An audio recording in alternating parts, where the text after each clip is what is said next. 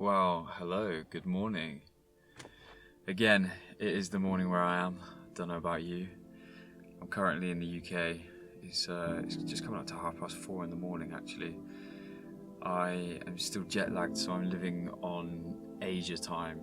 I was in Thailand and prior to that India, so I'm sort of still on that timeline and just waiting for my body to naturally adjust to the time zone. So I've been getting up at like 2 a.m.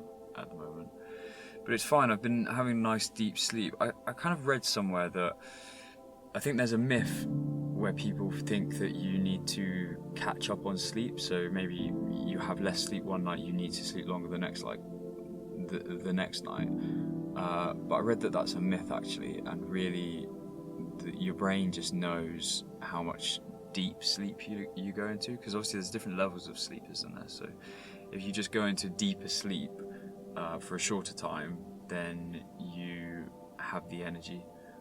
It then, I guess, just depends on your body, because that's different. So like when you sleep, you're sleeping for your body and you're sleeping for your mind. So depending on the physical activity, that's how long your body needs to sleep, and the mental activity, that's how long your mind needs to sleep.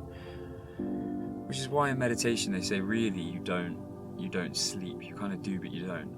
And like dreams are thought of as your mind is still active, your mind is still running about, it's not actually asleep yet. So I've been having pretty dreamless sleep, which is nice, and then as soon as I go into start dreaming, I just wake up. So that's where I'm at, and yeah, today's a special episode. Today's a bit different. I'm jumping off track and bringing you guys into the present, because I've had a crazy experience over the last week. I'm late uploading these podcasts. I'm late with everything because I've just spent, I think it was about 4 or 5 days in a Thai psychiatric ward. Now, I've mentioned before that I have bipolar, of course, you know, the Bipolar Yogi, if it was called that, and I didn't have a diagnosis of bipolar, then what kind of show would this be? So I have mentioned that I've been sectioned before. I first spent time in a Vietnamese psychiatric ward, then in the UK, and I've basically done time in a few different hospitals. I say done time because it is a bit like prison, you know. It's you go inside your own head. It's a prison inside your own head. So that's interesting. So yeah, I just wanted to basically tell the story of what recently happened. And so it started where I was in India, and my plan was to go to Thailand and meet my best friend. So me and my best friend hadn't seen each other for absolutely months. Prior to going to Thailand, I was seeing this girl, and we were smoking a lot of weed together as well. We were smoking a lot of hash, just having like a chilled time, which was really cool. And I know that they say if you have a pre-existing mental health condition, you shouldn't smoke cannabis. You shouldn't really take any drugs if you have a pre-existing medical condition, a diagnosis, something like that. And I fully respect that information from the medical community, because it's so dangerous. Like to be smoking weed, getting really high when you have either previously had psychosis, you have a family history, any of these things, any of these contributing factors, it is super dangerous. And now for me, I love danger, I love risk, I love all of that. And so selfishly, I still do take cannabis. I do it differently now, or I usually do.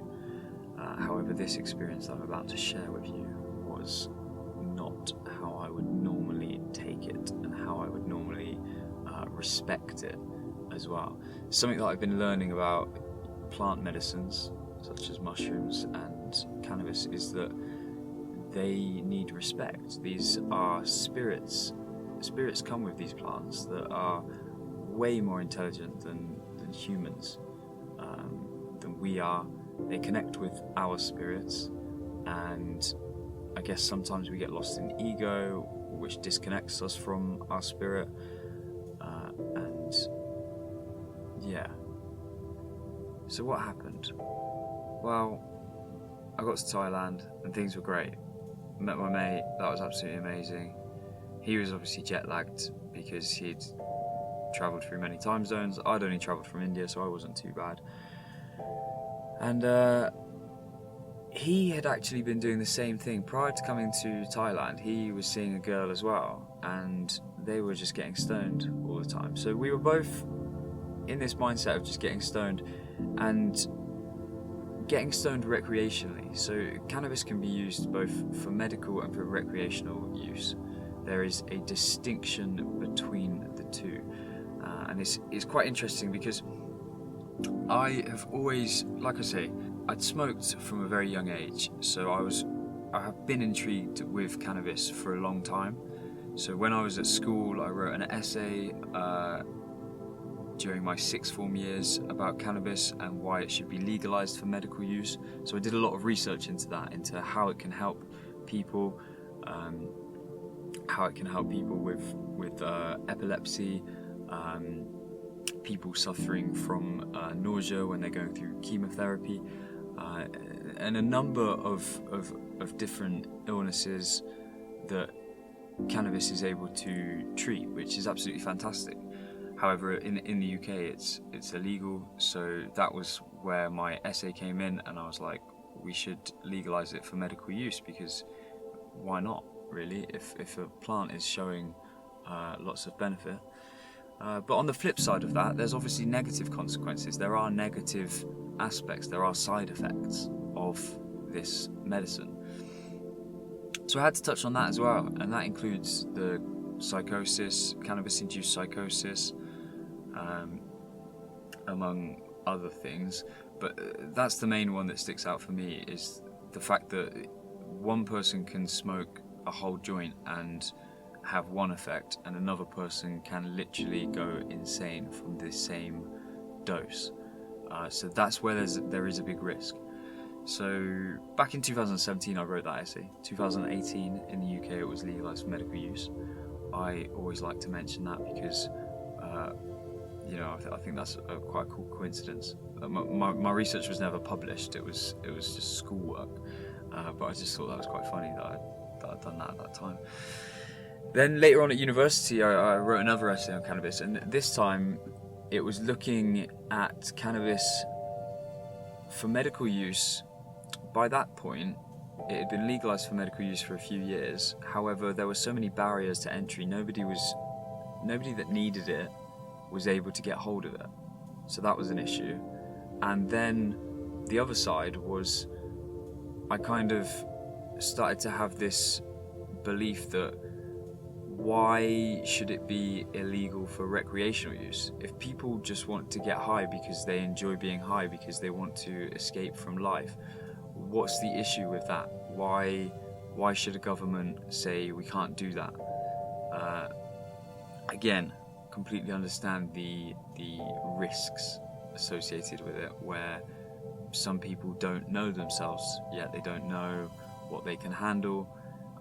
Different strains have different effects. There's lots of factors. So I am in an understanding of that. So I wrote an essay at university in my undergrad, which was titled "Should Cannabis Be Legalized for Recreational and Increased Medical Use?" Because the medical use, it just wasn't being used for medical use, even though it had been legal for a few years. So that was quite silly, I think. Why legalize a drug that clearly has lots of benefits and then make it really difficult for those who need it to get hold of it? That's just typical Western drug companies, I suppose. So I got to Thailand on the, I don't know what day. So I got to Thailand. I got there the day before my friend, met my friend. He was asleep in the taxi when I got him. He had been travelling a long time. We both travelled a long time because I had to catch a 16-hour bus in India to get to the airport, and then it was only a 4-hour flight, but I also had to spend the whole day in the airport. So we'd both been travelling long, we were tired, and we're in Bangkok, and started off great. We were just chilling, catching up, happy days. Then, as we were walking around Bangkok, there are weed shops everywhere, and it is just like being in Amsterdam. So, both of us, having been stoners for the past week, were like, well, should we get stoned this evening? Should we go and get high? Thought, yeah, that's a good idea. Now, I know my tolerance. I know that I am very sensitive to cannabis, and I know that it can induce psychosis. It can make me go mental, basically. However, I've used it in settings, safe settings, or I've tried to use it in safe settings medically to induce these states intentionally, because what my thinking is behind the bipolar and the relationship with psychosis and the relationship with cannabis is that if I am possessed with this mind that is able to go to a state of consciousness that we term psychosis, and sometimes these states are very scary, sometimes they're enjoyable, sometimes they're scary. It's a bit like tripping. It's a bit like having an acid trip, or a mushroom trip. You know, you have a good trip, you have a bad trip. The mind will label it either way depending on the experience. So I know that my mind can go to those places without any drugs, because that was what happened when I had my first episode.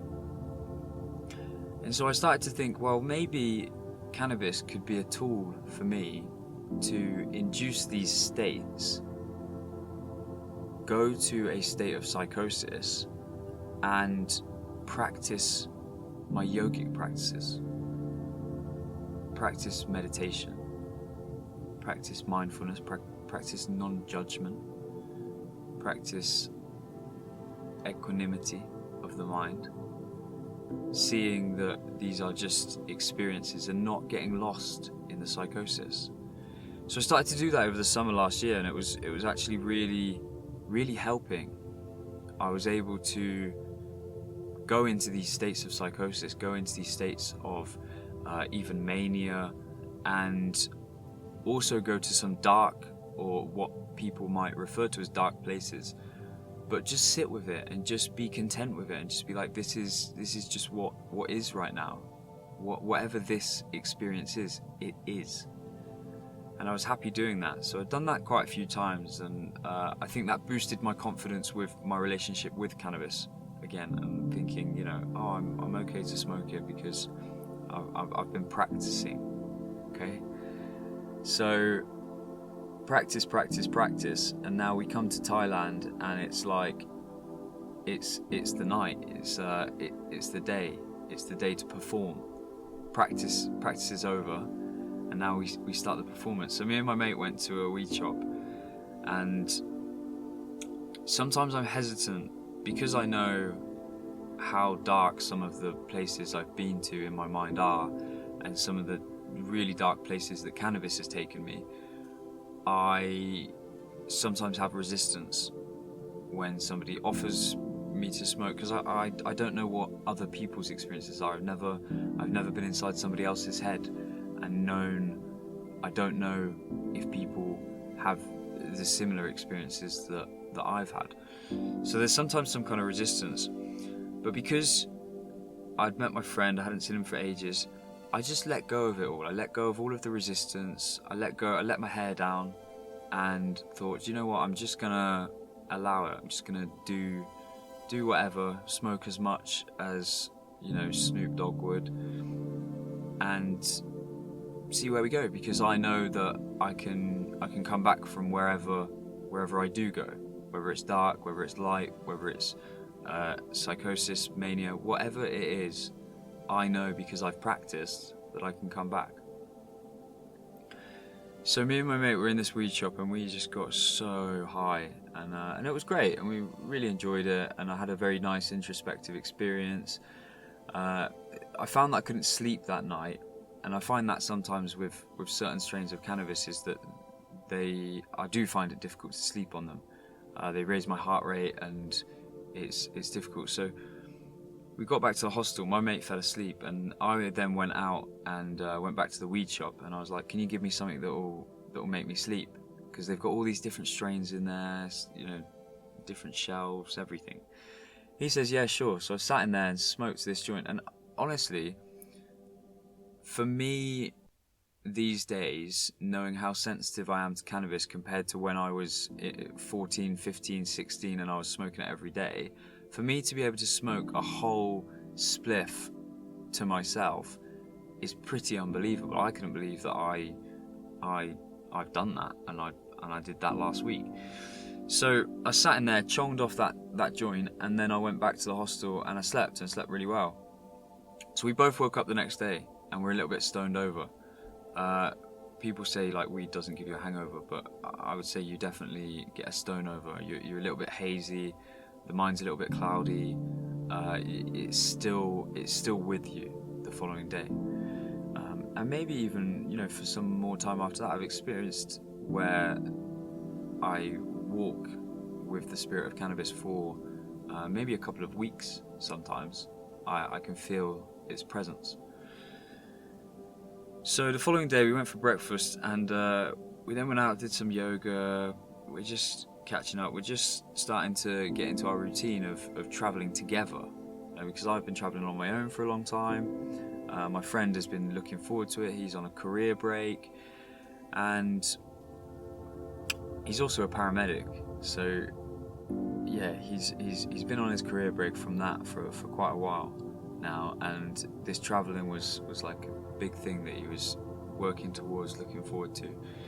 So starting our routine, and then, you know, it got to the afternoon and we just sort of looked at each other and were like, should we just go and get stoned again?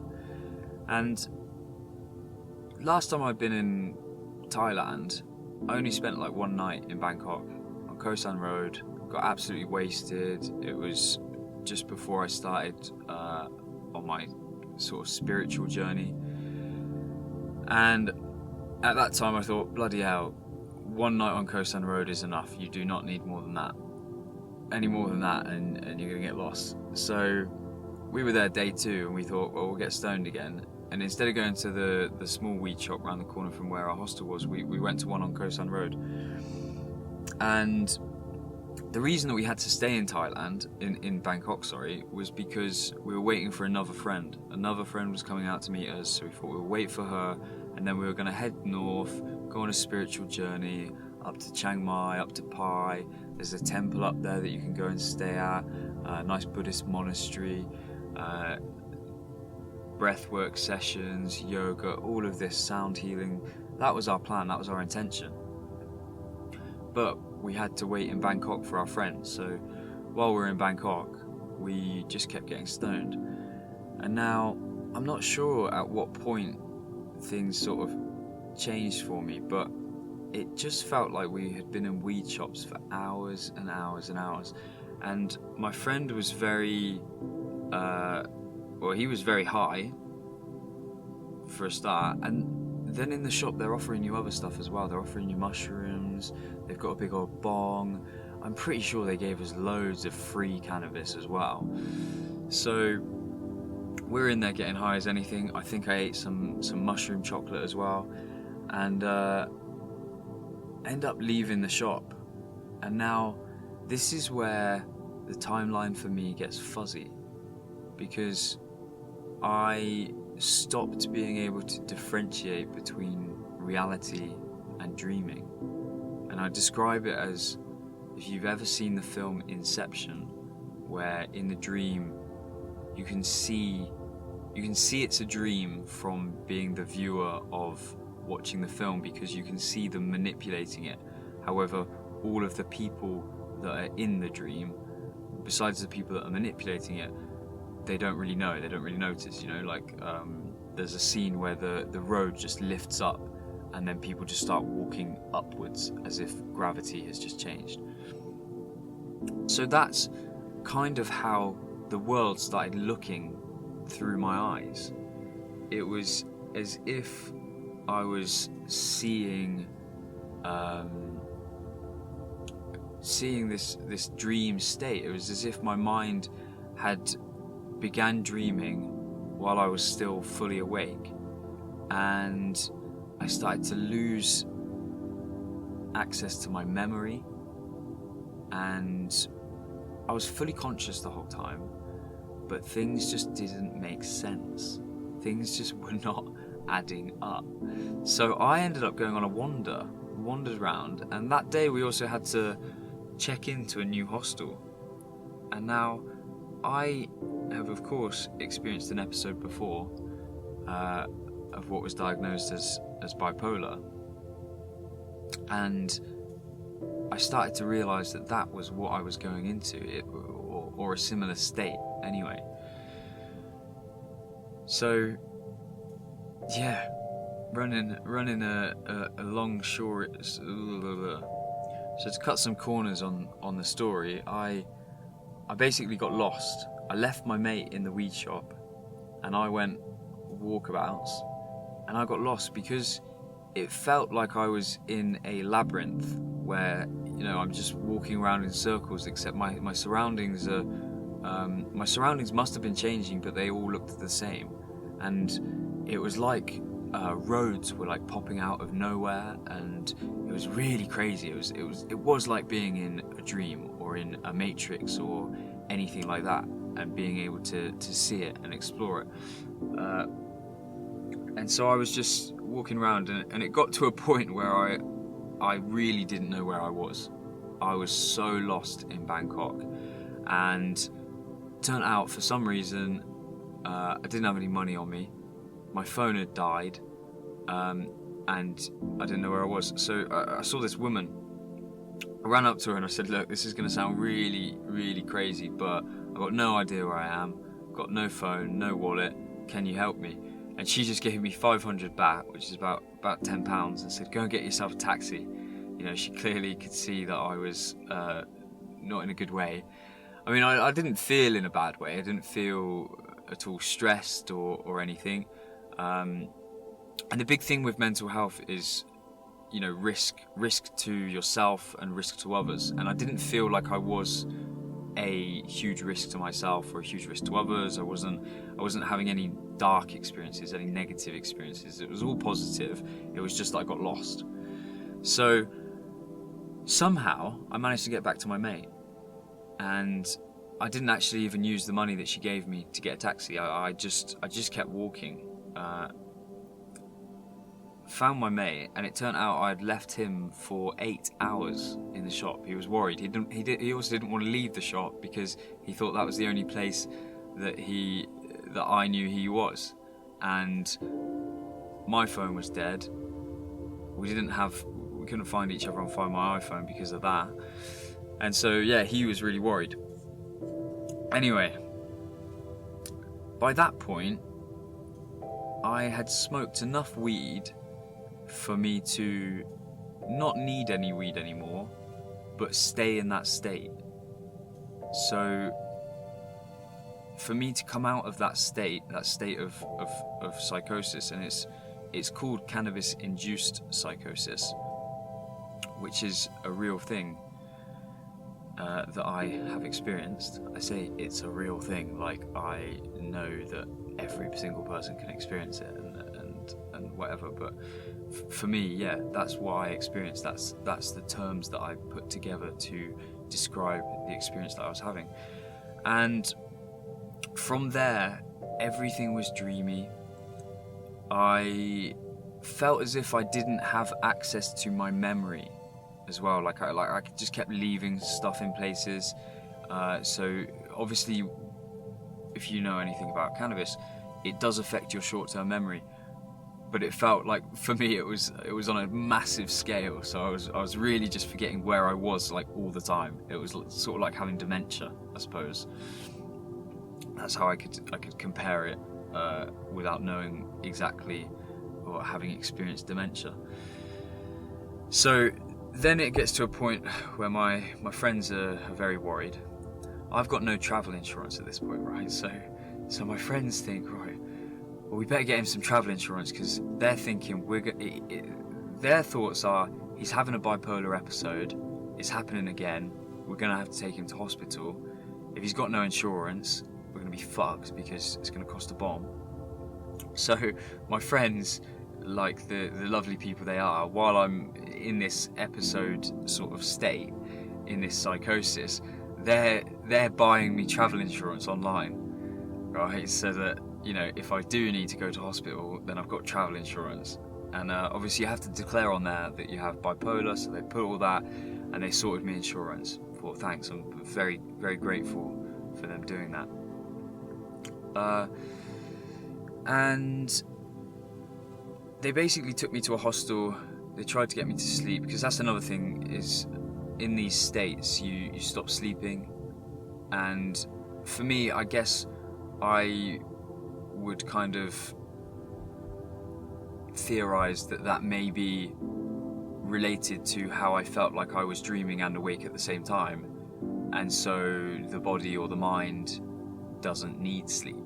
I mean, it does, but it doesn't know it, because it's kind of in that waking and sleeping consciousness state, and so it doesn't know when to sleep or what. So they took me to a hostel, and they're trying to get me to sleep and stuff.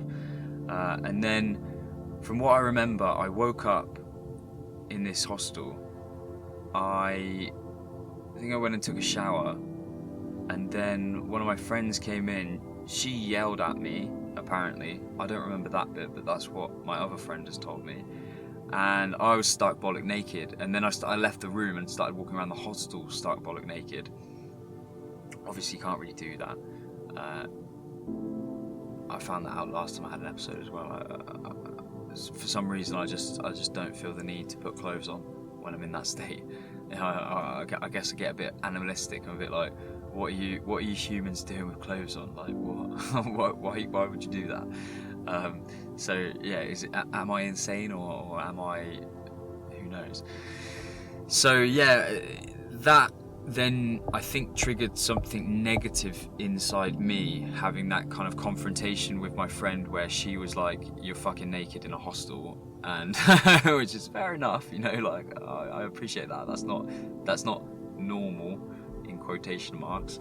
I mean, it's not normal outside of quotation marks either. And so then my best mate, he was like, right, I'm going to take you to a hospital. So we get in a taxi, and it's really funny as well, because people ask me, like, are you having hallucinations? And for me, everything's real. How do you know if you're having a hallucination? Like I say, having this mix between the dream world and the real world, and sort of seeing the dreams while you're in waking consciousness. Because I've lucid dreamt before, where you wake up in your dream and you know you're dreaming, and because you've done that, you know it's a dream, and so therefore you can say this is, for example, a hallucination, because I know this is not real.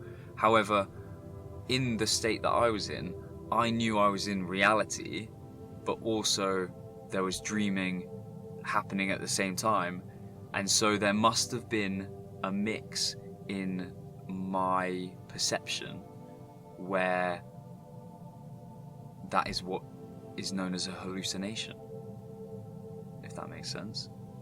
So what I was seeing, what I was perceiving, everything seemed real. I knew that I was awake, and so therefore I categorize everything as, the mind is like, well, this is real, this is reality, I know reality, I know the difference between a reality and a dream, and so this is reality, and so everything that I am seeing is reality. So who knows? It was quite interesting. So we get in a taxi, and he's taking me to this hospital, and I can remember being in the taxi, and it's funny because being in a dream, when you lucid dream, you can become in control of your dream. And it's sort of like when I was in that state of psychosis, it kind of felt like everything revolved around me and I was like controlling things, but it wasn't like I was controlling things like I was sat there being like, okay, start raining now, and it would rain.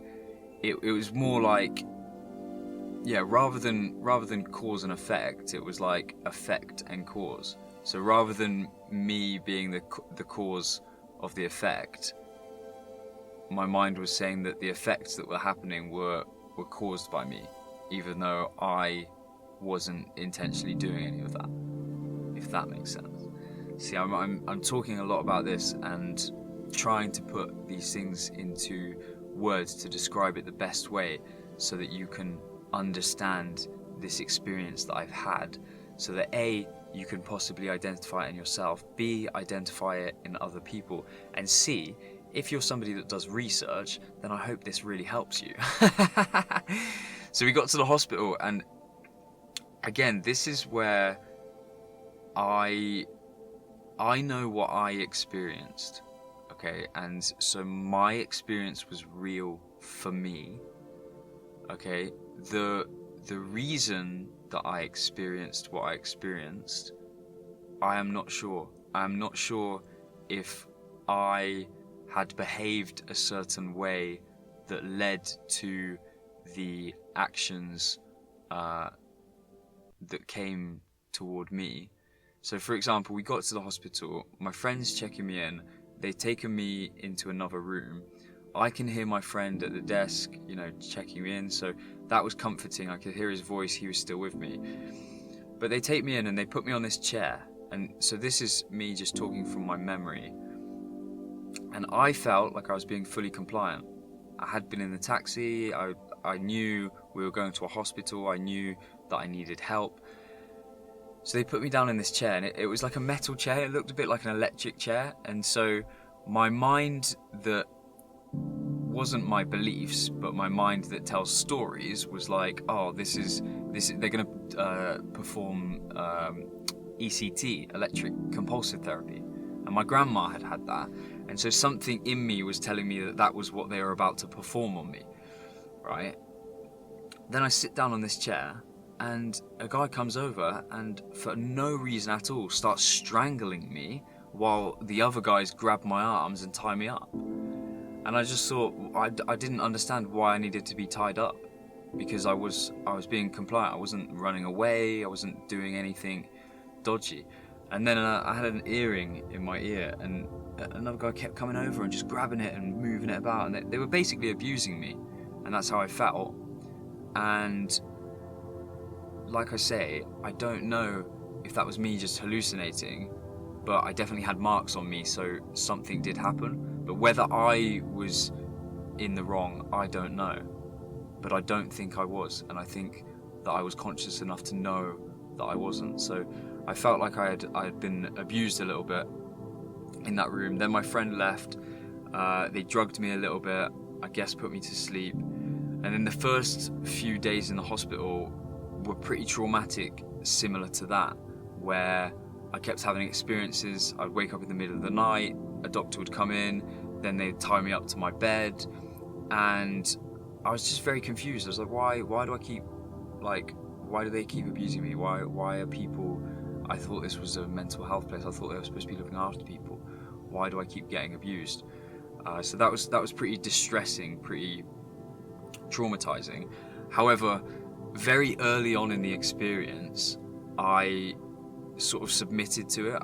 I accepted, like, okay, I'm in hospital now, I've had a hospital experience before, this doesn't last forever, whatever, I'm just gonna accept it. This is where I am.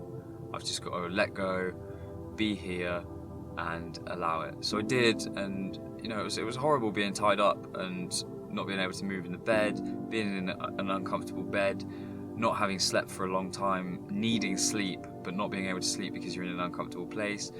Other patients in the room as well. It was an isolation room where there was 4 of us in there, and they locked us in, and we were just sat in there with, you know, I'm there with 3 strangers who speak very little English as well, because I'm in a foreign country. So a very distressing time to begin with. But very quickly I came out of it. Very quickly I started to, come to my senses, and I guess I just stopped dreaming. As time went on, the dream started to dissipate, and I started to be able to kind of center myself and really know what was reality. I was like, okay, I'm watching, observing, and knowing what is the truth. That's the big question. Like, what is the truth in this situation? Is the truth that I'm being an asshole and I need to be tied up?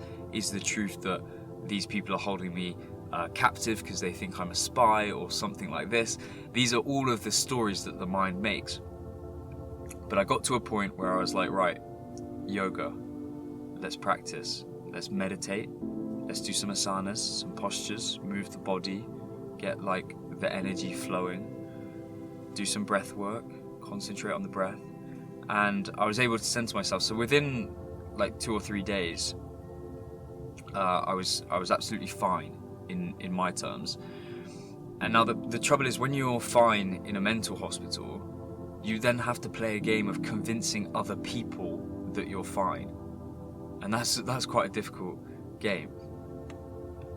But this wasn't my first rodeo, because I'd been sectioned before, and when I had my bipolar episode, it was something like 6 months total that I was in hospital, between 3 different hospitals. And so that gave me a lot of experience of knowing how to get out, basically. And after the 3rd day of being in there, my friend started to come and visit me, so that was nice, and we started to make a plan. He told me we're going to have to go back to the UK, and that was based on my mum. My mum became very worried, and this is where the most guilt on my behalf comes, is that I don't mind having these experiences. Okay, I don't mind. This is life. Life is about experience. I don't mind it, and some of them are quite enjoyable. I say that, and that really stresses other people out that I say that, and I feel so guilty because other people allow their universes to get tangled up in what's happening with me when I lose control of my universe. And so I feel guilty about that. And my mum especially, she worries, of course, and understandably, because people go into these states and some people don't come back, some people go into very dark places, some people commit suicide. Like, it is very dangerous. And so for me to be like, oh well, I enjoy it, like, that is a little bit arrogant, that's a little bit cuntish of me, and I appreciate that and I understand that, but I'm just being honest at the end of the day. Not saying like, oh, look at me, I can go to these states and come back and not want to kill myself, because I have had experiences where those thoughts have crept in. And what my journey is about is learning the practices that enable us to not get lost in these states. And so sometimes, yes, I might need to go and have a hospital admission to learn more about this, so that I can then share that with people. I can then help guide people out of those states. That is what my true desire is. That's what my true heart's calling is to be able to help other people come out of these states, because it's not simple, it's very difficult. When you're so attached with your own mind, your own ego, to be able to be like, actually, that's not me that's saying that inside my head or whatever, it's not easy. So yeah, that's what I want to do, is to be able to help people. So I felt guilty that my mum was stressing. She said, you need to bring him home to my friend. Obviously my friend's a paramedic, so he talks great doctor lingo to the doctors, so they trust him, they put him in a place of responsibility. But he also talks to me like a normal person all the time. So whereas the doctors are like, oh, you're psychotic, you're mental, my mate's like, what are you talking about? He's funny as anything. He just talks to me about random he just says random stupid shit that probably would send somebody insane. and we laugh, we just get on. So he kind of grounds me basically when I'm in a state like that, and especially when I had my first episode, he's basically like my rock. You know, we call each other wives. We are the bestest of friends, and we love each other to pieces. And so I think he was a bit like worried about telling me. He's like, we're gonna have to leave the country. Basically, they're gonna kick us out. So it came to the end of the, well, I mean not the end, but after about 5 days, I think I was in there, I finally got a meeting with the doctor. And I think it was my second meeting with the doctor. So the first meeting with the doctor, I'd explained how I felt, what was going on with me. Second meeting with the doctor, I basically explained to the doctor that I was completely out of it, and that I didn't think that I was having a bipolar episode, and that I was definitely having just a short-term cannabis-induced psychosis. And the doctor agreed with me on that respect, which was great actually, to have a doctor be like, actually, yes, this guy's got capacity, he knows exactly what has happened to him, so that's okay. Then they were asking about my travel plans. They were like, what's your travel plans? What you and your friend doing? You just tourists, whatever. And so, you know, I just wanted to get out of the hospital. Yes, I have the desire to continue traveling. However, if I need to go home, I need to go home. So I told them, like, yeah, we want to go on a spiritual journey. We're going to the north of Thailand, and we're going to go do this, that, and the other. And they said, oh, what we're going to have to do now, the next steps are that we contact the embassy, and we basically have to ask the embassy if you can continue traveling. And I was like, all right, so how long is that going to take? And they said 2 weeks. I said, right, so I've got to now wait in a mental hospital for 2 weeks when we've just clarified between the two of us, the doctor and the patient, that I am not mental. And they were like, yeah, pretty much. I was like, fuck. So that was a bit shit news. And then my friend comes over and has a chat with them, and we then came to the conclusion that the only reason that they would need to contact the embassy is if we wanted to continue traveling. And they said, well, actually, if you're just going to go home, then that's fine, we'll just discharge you and you just go and get on your plane. So I said to my mate, right, let's go and book a ticket now. And so fortunately we managed to get a ticket booked for the following day, booked a ticket back to the UK, and they gave us loads of drugs. Obviously, for me, I don't like taking drugs. They asked me right at the start of the admission, like, about my bipolar, and I said I don't take any medication for bipolar. I don't take any pharmaceutical medication for my bipolar diagnosis. I haven't done for over 2 years now. However, I do know that when you are very lost in those states of psychosis, of those states of mania, there are medications, there are pharmaceutical medications that can bring you back down to earth. I fully appreciate that. I fully appreciate that, for example, I did research into the dopamine hypothesis for schizophrenia, which talks about, it's not really for schizophrenia, it's more for psychosis, as a symptom of schizophrenia. But basically it talks about how there's an overproduction of dopamine while somebody is in an episode. And so what the antipsychotics do is reduces that dopamine, stops you producing dopamine, and you come out of the episode.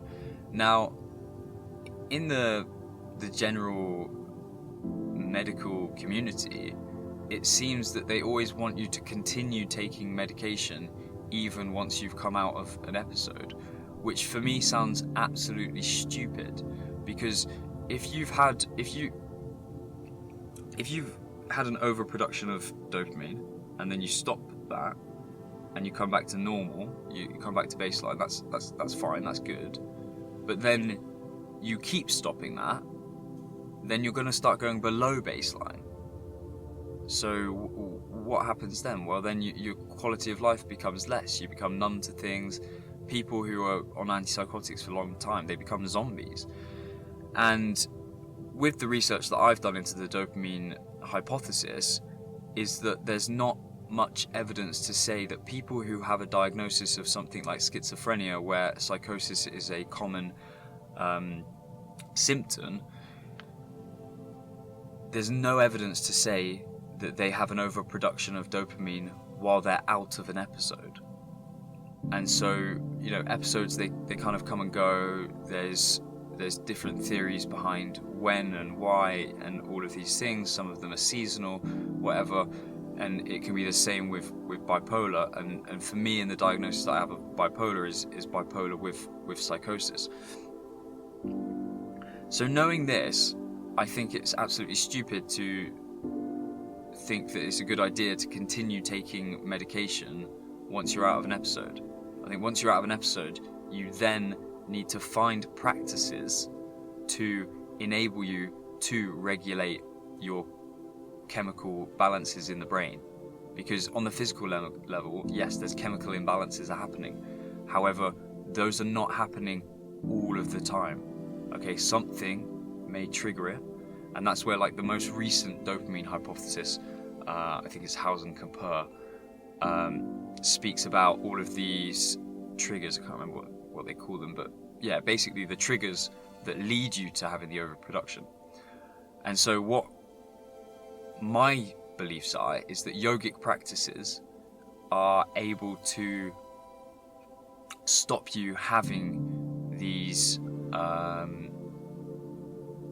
overproductions, to stop the triggers triggering you, because that's what you need to get to. You need to get to a point where, for example, if you have lost a loved one, right? For me, my dad died, okay, so that was traumatic. I experienced grief. Now, if every time I heard about somebody dying, that then triggered that, then my mind is conditioned in that way. And so my mind is therefore in control of me. However, if I can just see that people die, that's just part of life, and not let that affect me, then that's not going to be a triggering event. So what I believe is that with these illnesses, these mental illnesses, psychosis, bipolar, schizophrenia, whatever it is, I can't talk too much about schizophrenia because it's not something that I have experienced, that I know of, because nobody's diagnosed me with it, and so I don't know it. I talk about bipolar because I have a diagnosis of it. I talk about psychosis because I have a diagnosis of it. However, these are all just umbrella terms for symptoms that people see on the outside, and I only know what goes on in the inside of me, so I can only share my experiences of that. So yeah, practices like yoga, in my opinion, help you to combat these triggers, help you to stop having triggers, and so have less and less of a chance of going into an episode. Like I say, I haven't had an episode of bipolar for over 2 years. I've only had one very long episode, and then this short-term cannabis-induced psychosis that I've just experienced was just, again, it's like the plant medicines. If you start abusing them, they will slap you in the face and say, go and do the fucking work yourself, okay? Right? Cannabis can't guide you for the rest of your life. Like, yes, some people may be so unfortunate that they have lifelong illnesses that are on the physical level, which cannabis will then be able to hold their hand during their physical lifetime, such as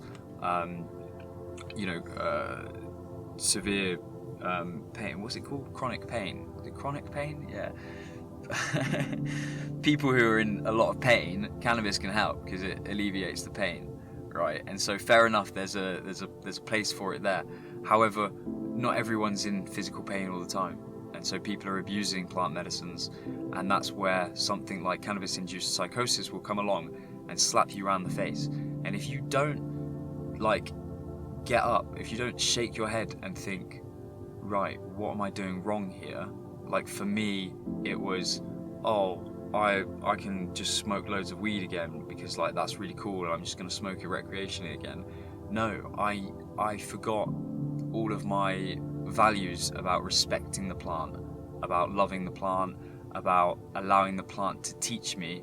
Instead, I was like, I'm on fucking Kosan Road, let's get mental, so in that respect, it's taught me a lot, and I have been able to process it very well. I've stopped taking the medication that they gave me, because, like I say, I'm very on my level now. I'm back to where I know the difference between dreaming and reality. People will be worried about me at the moment because I'm waking up at 2 a.m. because I'm still jet lagged, and so I'm not getting as much sleep as everybody else does. However, we'll see how that goes, and it's good having this podcast because it is my way of healing as well. Because and one of my friends put something up on Instagram, and it was about, you know, trying to guide people when you're not really perfect yourself. And I'm not here to say like I know best, I know about this, I know about that. I'm just giving my experiences so that I can help other people, and at the same time being able to talk through it like this means that I can see, I can reflect and be like, right, well, that's not going to happen again, is it? You know, because you make a mistake once and it's like, well, that's a lesson. You make a mistake twice and you think, why have I been stupid? You make a mistake the third time, the fourth time, the fifth time, and you're just being unconscious. So that's what I'm trying to do. I'm trying to be conscious of this, of what's happened. But the main thing is I'm back in the UK. I'm safe. I'm happy. I'm gonna do some work. It's actually been a good thing. I've been able to come and surprise all of my friends. Nobody knew I was coming back. I surprised my mum. She almost cried when I saw her, which was great. And now she's in a place where she's seen me in person. She's touched me. She's hugged me, and she feels safe now. So before, where I was out there and she was just hearing, oh, he's doing this, he's doing that, she starts to stress. Now she knows, oh, he's just him. He's back to him as we know him, and so happy days. He can carry on with his life, and I don't need to worry. And that's all. Like I wanted to do with my mum, and that's what I want to do with my friends as well. Is just reassure people, like, I'm okay. Like, you don't need to worry about me. Yes, I have a diagnosis of a condition that means these things can happen to me. Yes, this time it was self-induced, and that, like I said, is probably a little bit selfish of me. However, it can happen not self-induced, and so I have to be prepared for that. You know, so having these experiences, like, I'm grateful to have had that experience just now, because if it happens again and it's not self-induced, it just happens, then hopefully, you know, the turnaround from me dreaming to me being in reality becomes quicker and quicker. And to be able to learn that, if I can learn that myself, then hopefully I can teach that to other people and share that with other people. And then hopefully these diseases, these dis-eases of mental health, such as the schizophrenia, the bipolar, the mania, the psychosis, all of these terms where medical professionals will say they're uncurable and they're erratic, and they will just, once you've had it, it can happen any time in your life. Well, if we can reverse that and we can say, well, actually we can teach people to cure themselves, then wouldn't that be a beautiful world to live in? So yeah, I'm sorry that if you're a regular listener, you've had to wait because I didn't release a podcast last week because I was in hospital.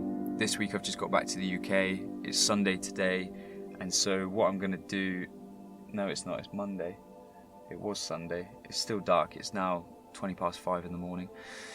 So what I'm going to do is release both of these episodes together, give you some stuff to listen to, and I hope you're still enjoying it, and then I'll get back onto it next week with another great story as we delve back into the past.